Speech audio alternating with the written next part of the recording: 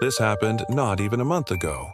I'm a senior in high school and I've lived in Nevada my whole life. There's not a whole lot to do here.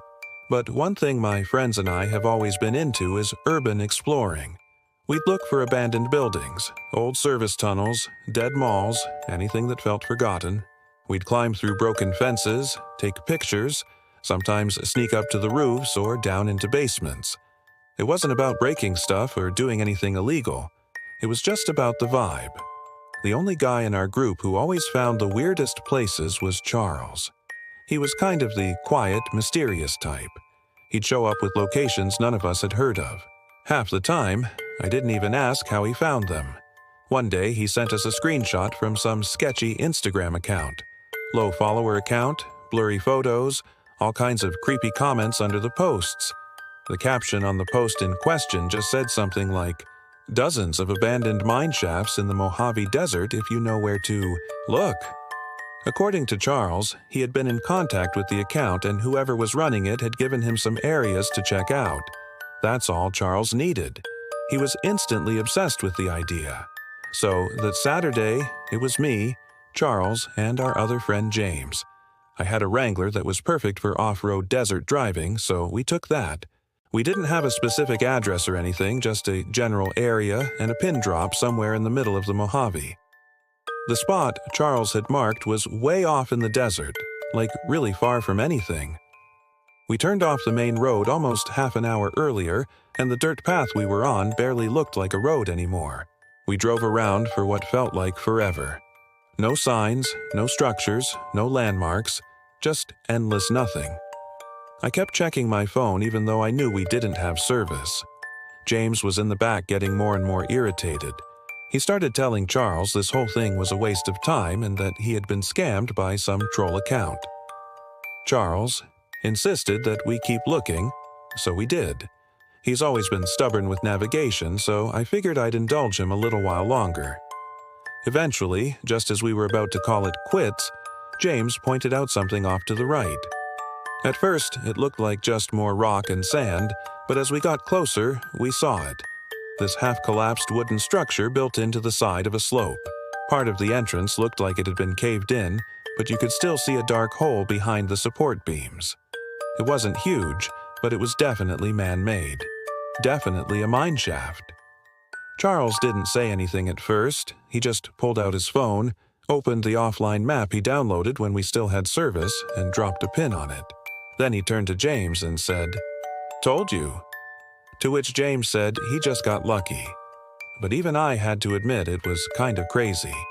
We'd been driving in circles out in the middle of nowhere, and somehow we'd actually found one. I parked a few yards from the entrance just off to the side on a flat patch of dirt. We all climbed out and geared up. Charles had even brought masks for us to wear. The three of us walked up the mine and it looked even sketchier up close. Charles picked up a rock and tossed it in. We waited. A few seconds later, we heard it clang 3 times, then nothing. It was really deep. Charles looked back at us and said, if we tripped on the way down, we were probably dead. We started the descent. Luckily, the shaft wasn't a straight drop. It sloped down at a steep angle, but not enough that we had to climb hand over hand. The ground was loose and uneven, and there were old wooden beams lining parts of the wall. Surprisingly, they seemed pretty sturdy. The deeper we went, the colder it got and quieter. It was really eerie down there. We couldn't even see any light coming through from the entrance anymore. Eventually, we made it to what felt like the bottom. The shaft leveled out and opened into a wider tunnel that branched off in a few directions. It looked exactly how you'd imagine. Old support beams every few yards, rusted rails half buried in dirt, and a thick layer of dust on everything. There were scraps of wood and metal scattered around, maybe parts of old carts or tools. It smelled kind of stale in there, if that made any sense. Honestly, I didn't realize how much of a blessing the masks were until that point. We picked a tunnel and just started walking. None of us really said much. We weren't looking for anything specific, just exploring. There honestly wasn't much cool stuff down there. The place looked like it had been mostly cleaned out of anything worth taking. But then we heard something. It was faint somewhere further down the tunnel. It sounded like something being dragged. At first, I thought I imagined it, but I looked over and saw Charles had stopped too. James motioned for us to turn off our flashlights, so we did. We just stood there in total darkness, listening. The sound came again. It was a sort of scraping sounds like metal or maybe even wood being dragged along the ground. It was hard to tell with the echo, but it seemed like whatever it was getting closer. We stood there in the dark for maybe 30 seconds, maybe a full minute. It was hard to tell. The scraping sound kept coming, slowly getting louder. It didn't sound too close to us, but that didn't make it any less terrifying. Then James accidentally flicked his flashlight on and then off again. I wanted to kill him. The scraping stopped and everything went silent. Then, out of nowhere, there was this loud metallic clang from somewhere deep in the tunnel, like whatever was being dragged had just been dropped. And right after that came the most awful demonic scream I'd ever heard. It barely sounded human. We turned and ran, not even caring about how loud we were being. I've never run faster in my entire life. I could hear footsteps coming from somewhere behind me and I thought I was going to have a panic attack. I was in the back trying to keep up. And then I tripped on something. One of my shoes came off and I struggled to stay upright. I didn't have time to go back for it, so I just kept going, trying to ignore the pain in my foot. Up ahead, Charles and James had already reached the incline and were climbing. I practically threw myself up the stairs. When I tell you climbing those stairs half barefoot was the most painful thing I'd ever experienced, I'm not exaggerating. It was excruciating. I picked up a new splinter every few seconds. If not for the adrenaline coursing through my veins, I don't think I would have been able to make it out of there. By the time I finally made it out into the open air, my foot was shot. I needed James and Charles to damn near carry me over to the car. I couldn't drive like that, so James jumped in the driver's seat. I barely got the door closed before he threw it in gear and floored it. I don't think we were followed up the shaft, but we weren't sticking around to find out. We drove in silence all the way to the nearest hospital. I thought the pain was going to make me pass out. I ended up having to get a tetanus shot. And even after all my wounds were cleaned and all the splinters were removed, I couldn't walk, normally for days. A few days later, once I could walk without limping too bad, James told us he dropped his wallet somewhere near the shaft, probably when he was helping me get to the car. He hadn't said anything at the time, but now he figured it was worth going back, just to the entrance. No way were we going back inside. So, the three of us drove back out there using the pin that Charles had saved. Obviously, James's wallet was nowhere in sight, but we did find something. My shoe. It was sitting a few feet from the mine's entrance. I cautiously walked over to it and picked it up. It was torn up, like someone, or dare I say something, had bitten into it. There were literally teeth marks in my shoe, and entire chunks of it were missing. We didn't stick around much longer after that. None of us can come up with any rational explanation. You might be quick to just say it was some homeless person living down there, but if that were the case, how the hell had they managed to stay alive for so long? There was no food down there. What in the world would they eat? Charles said that Instagram account never responded to him when he DM'd him about what happens. It's going to be a long time before I do any urban exploring in the desert again. I've always been a rugged kind of guy. I've always loved the outdoors, and a vacation to me is a camping or fishing trip, not some extravagant excursion to some resort or something. My girlfriend of 6 months shares my love of nature. That's probably one of the main reasons we started dating, if I had to be honest. A couple weeks back, Tiki and I decided to do something a little different. We drove out to the desert to camp for a few days. We'd both done forests, mountains, lakes, all that, but neither of us had really experienced the kind of open, silent, dry isolation the desert offered. It just felt like something we had to try at least once. One of the main reasons we landed on the desert, too, was the stargazing. That's something we both love, probably more than anything else. Even back when we first started dating, we'd take drives out past town just to lie on the hood of the truck and watch the stars. So, when we read that this spot was far from any towns or light pollution, it was basically a done deal. I found a place online that was supposedly remote but legal to camp on. No amenities, just open land, some fire rings, and stars. Sounded perfect. We packed up the truck with our gear and made the 3-hour drive early that Friday morning. The last hour or so was on a dirt road that felt like it went on forever. There wasn't a house or sign of human life in sight. Honestly, that was half the appeal. By the time we found the campsite, it was already late afternoon. The place was completely void of people, just as I had hoped. The first couple nights were exactly what we wanted. Warm days, cool nights, clear skies. We'd sit out by the fire with a couple drinks, pass a little joint back and forth, and just talk about dumb stuff. Or lie back and stare at the sky. Not having a schedule or any distractions was really, really refreshing. And, yeah, we'd fool around a bit in the tent. That was all part of the fun, too. It felt good to be disconnected. Both nights, though, we heard something strange. Not close, just somewhere way out in the distance. It was this low, drawn-out sound, like a howl or a moan. It didn't really sound like a person, more like an animal. The first night, we both sort of paused when we heard it. Tiki looked at me like, "Did you hear that too?" And I nodded, but we ended up laughing it off. I said it was probably a coyote or a mountain lion or something, and she agreed. Same thing the second night, right around the same time, too. We chalked it up to being desert wildlife. I mean, there's all kinds of stuff out here that we're not used to hearing. It was unsettling, sure, but we weren't going to let it ruin the trip. The third night, I woke up to the sound of footsteps outside the tent.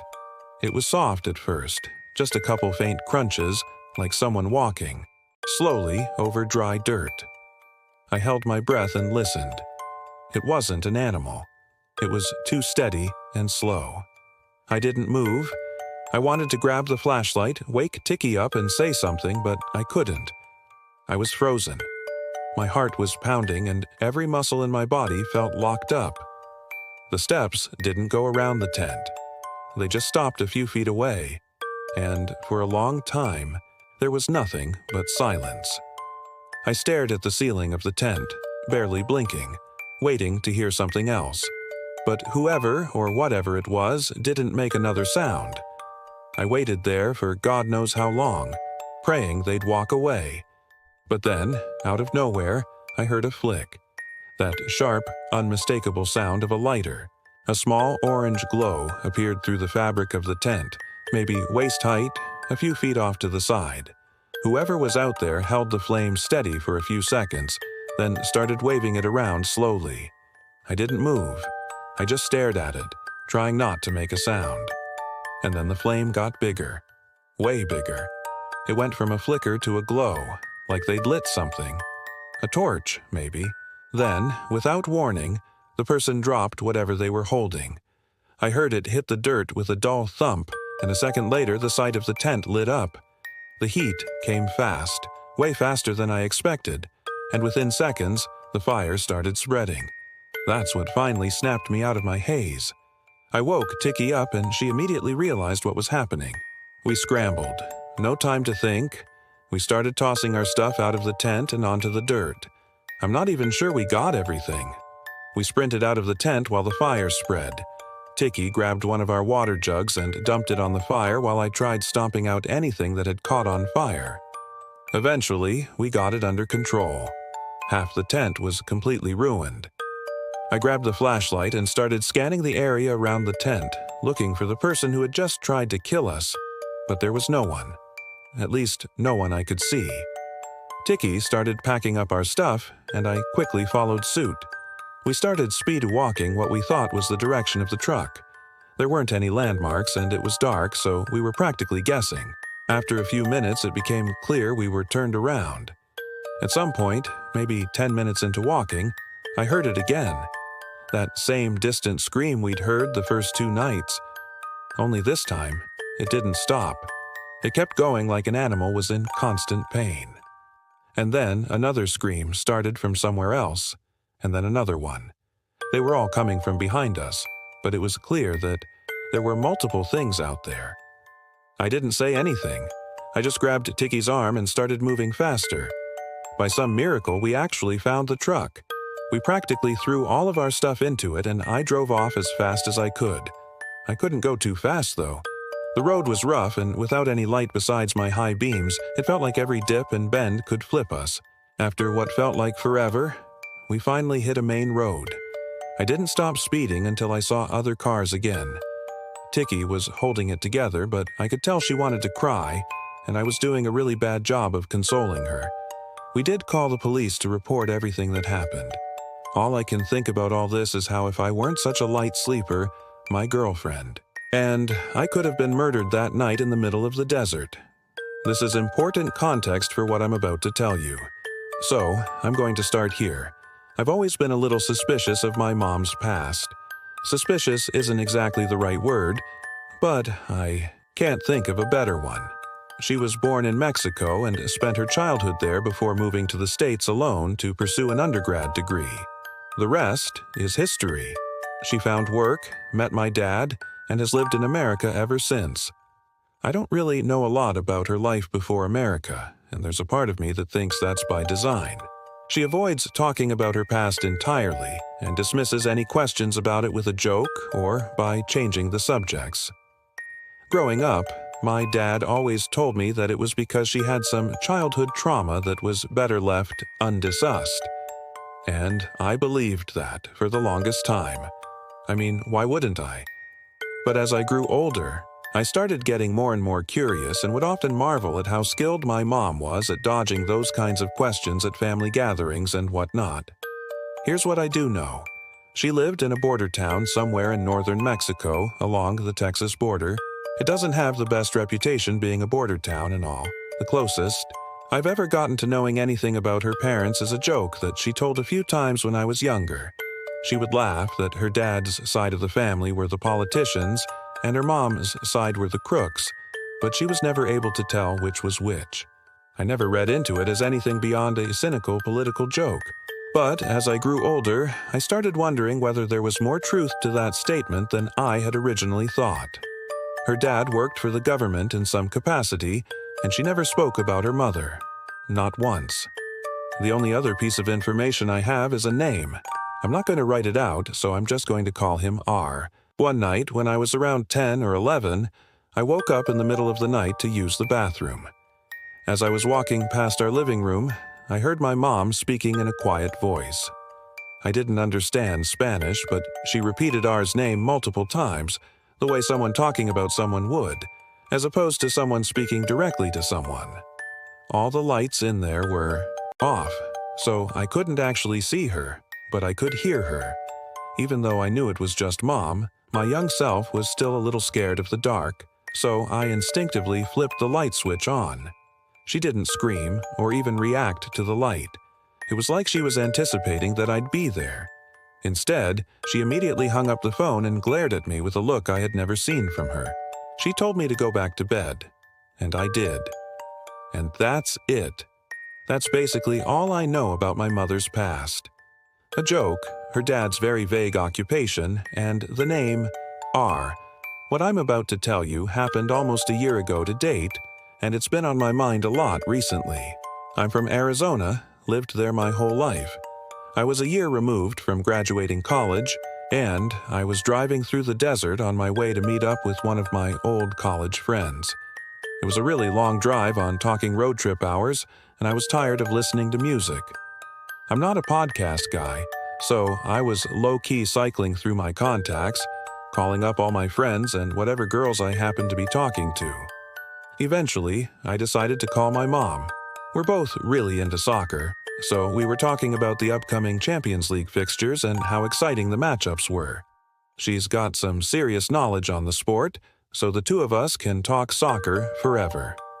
Out of nowhere, I saw two pickup trucks blocking the road up ahead. It didn't look like a car accident, so I wasn't sure what I was looking at.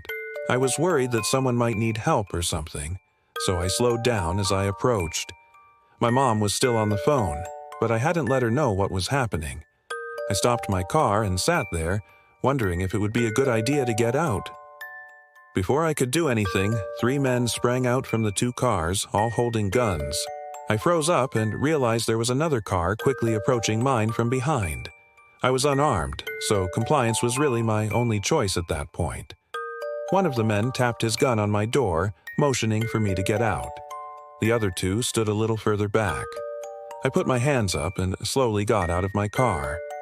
By that point, the car behind me had fully caught up and was parked a little ways away.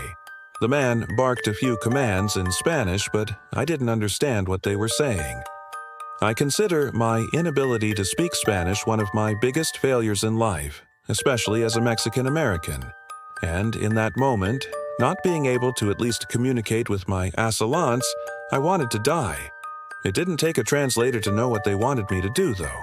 Before I knew it, my phone, keys, wallet, and other personal belongings were in their possession, and it looked like I was going to be stranded in a barren desert with no viable escape. One of the men got into my truck, and that's when things took a turn. I realized I hadn't hung up the phone with my mom, and since my truck was still running, she was still on the line. I watched through my driver's side window as the man reached his finger toward the screen as if to hang up, only to pull it back like he had changed his mind. I kept watching, and it seemed like he was listening. I instantly connected the dots. My mom must have been speaking to him. Eventually, I saw his lips start moving and realized they were having a full-on conversation in there. I obviously couldn't hear anything because the windows and doors were closed, but I knew they were speaking Spanish. I swear, in my life, I'm 90% sure he repeated ours name a few times, like my mom had said it, and he was making sure he heard it correctly. At some point, the other guys must have realized what was going on because they stopped guarding me and approached the car. The guy inside rolled the window down and stared at me as he spoke to the other two men. After he finished talking, all three of them turned and stared at me as if sizing me up. The conversation didn't last long after that. They hung up the phone and walked back over to me. They handed me all my stuff back, including my car keys. The only thing they took was the cash in my wallet. One of the men looked at me, smiled, and in a thick accent said, "Tax," as he did it. I had never been more happy to lose all my cash in my life. As I drove away, all three cars, including the one that had been behind me, started speeding off into the desert away from the road. My plan was to try memorizing their license plates, but none of the cars had any. I was still in shock. After a few minutes of driving, I called my mother back and demanded an explanation. She told me that she had simply threatened to call the police on them as she was tracking my location and knew exactly where I was. I told her that was obviously BS and insisted she tell me what they had really been talking about. She was adamant about her story, though, and told me most of the Spanish was just her pleading her case. Even though I didn't believe her story, there was nothing I could do but accept it. I asked her to call the police for me, and she said she would. Eventually, we ended the call and I drove the rest of the way in complete silence. In all honesty, I blocked that experience out of my mind for as long as I could. But over time, I just couldn't anymore. I'm becoming more and more sure that my mom had some kind of tie to a Mexican gang or cartel growing up. And even scarier, maybe that tie didn't end when she left Mexico. She knows I'm not stupid, so I don't know how much longer she expects to keep the charade up. I feel like I should just straight up ask her, but I'm really worried about what kind of tension that might create. Or worse, what kind of world I might be getting myself into should she tell me the truth.